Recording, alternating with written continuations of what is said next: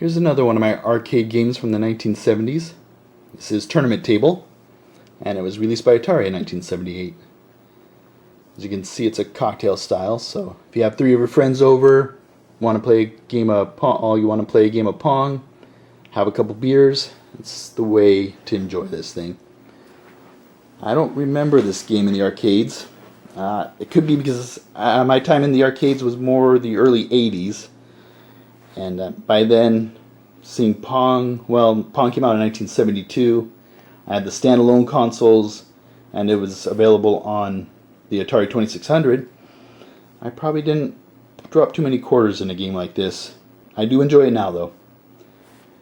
And it's a nice looking table. You got the slick black top there, and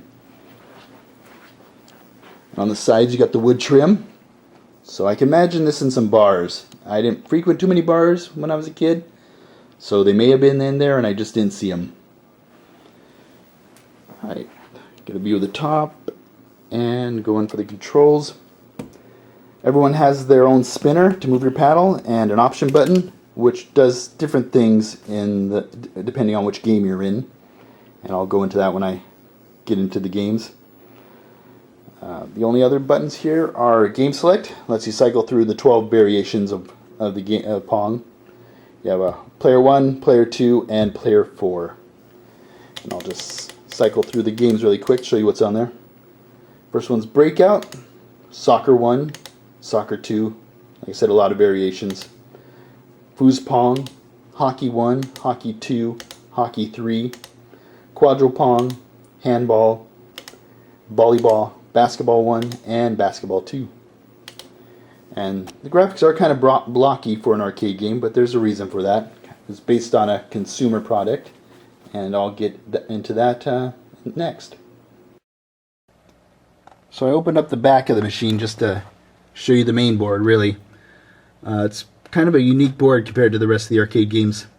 It's definitely smaller than you usually see, but it also shares a lot of the same technology with the Atari VCS 2600. It has the same microprocessor, the 6507 there. This chip is the TIA, otherwise known as Stella, right there. And then 2 Riot chips, whereas the Atari 2600 only has 1. And that just allows for double the RAM and more inputs. And down here are the EEPROMs that actually hold the program of the game, so that would be what you would find in the cartridges. And yeah, just like it was kind of strange to see the similarity between this game and Atari. It seems like they used heavily from the Video Olympics cartridge game. All right.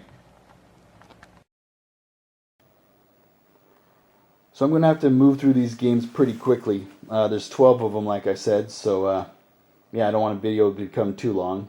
I try to keep them around 6 minutes. Just quick, what's up? Breakout, you get 3 balls, and all the Pong games, you go up to 11 on them normally. There's an option between 5 and 3 balls on Breakout, and 11 or 15. And lights over here, it tells you how many players can play each game. I just hit 2 players accidentally, so I'm in a 2-player game. But if it's a 4-player game, you'll see the 4th button lit. The option button on this one serves the ball. And other than that, it's just like Breakout. If you want a more detailed description of Breakout, you can see one of my other videos. I did a Breakout video not too long ago. But yep. And instead of the cover overlays like the Atari Breakout had, you just use the checker pattern there. Alright, on to the next one. On to Soccer 1. This is a 2 or 4 person game, and the option it's called a whammy. It changes the direction slightly and the speed a bit. And start 2-player game. Just have to try to get it in the 2 goals. And 2-player, you control both the paddles, and in 4-player, everyone gets their own paddle. And I'll show you the whammy, hopefully, if I can get a hit. See how it just kind of, hopefully you can see that, it just kind of changes the direction a little bit. And on to Soccer 2. Alright, here's Soccer 2. Exact same game. It is a 4-player only game.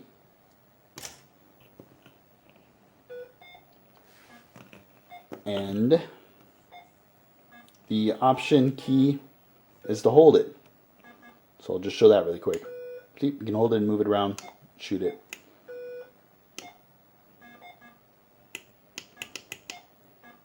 And that is soccer 2.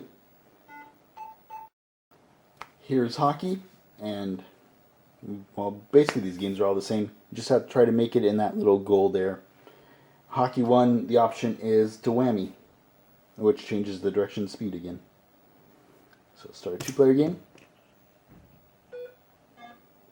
And I'll probably skip hockey 2 because it's the exact same thing, except the option key allows you to hold the ball. So there is hockey. I decided to include hockey 2 just so they have all the variations of tournament table in there. So it's a 2 or 4 player game, and the option is to catch. Get the 2-player game going. Lower that down a bit. And like I said, it's just like the other one, except you can catch the ball. And I'm not making it in there, am I? So that should do it. On to the next. So hockey 3 is a little different than the other 2. Catch option on this one, and it is a 2-player only game, and each person controls 3 different paddles. But other than that, it's the same game as the other ones.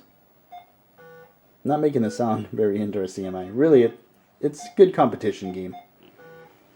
But that's hockey 3. Now here is Quadrupong, 2 or 4 player game. And there is no option on this one. And it's just a 4-person pong game. Everyone, well, you're on teams, 2 whites and 2 black paddles. And you work as a team to try to score points on the other one. But, yep. And this is the one I usually play. I don't know, I just like doing this with a bunch of friends. So, yep. And it gets pretty heated once you get the game going. Alright, on to, let's see, that's Quadrupong, on to Handball.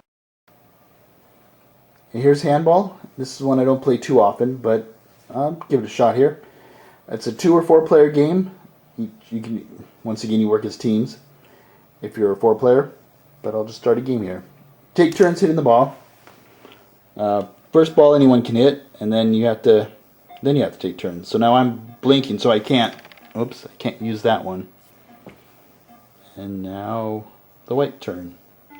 If you miss it, you get a point, or if the other guy hits the ball when he's not supposed to, your opponent gets a point.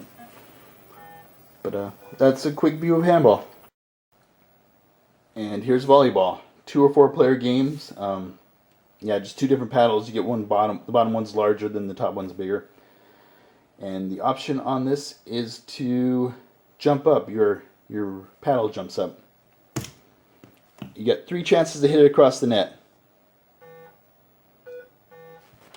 Nope, that's not going to be very fun to watch. See if I can then jump up. And that's volleyball. I do play that one every once in a while. It's kind of fun. 2 more to go. This one is basketball 1. And you just try to knock the ball into the top of those lines up there are supposed to be baskets. And the option is to jump, so your paddle raises higher. There it goes. And there's the jump key. Oh, missed it. But anyway, that's and like, I wonder if I can get a basket in here. Well, maybe not this time. Alright, here we are at Basketball 2, finally, the last one. This video is obviously longer than I thought it was going to be. Hopefully you're still around with me. And I'll just jump in the game. It's exactly like Basketball 1, except the option is to catch the ball. See if I can make a basket. Haven't had much luck so far. And it's stuck on that side. Catch, throw it in. 1 point. I got it there. And that's the last game. That is my tournament table. And I hope you found it interesting. And thanks for watching. Oh, before you go, here's the one that I was working on before. It is, hopefully this comes out. It's not really lit well. It's my night driver. The board's working now. I'm just working on the monitor. Kind of a cool cab. Alright, see you later.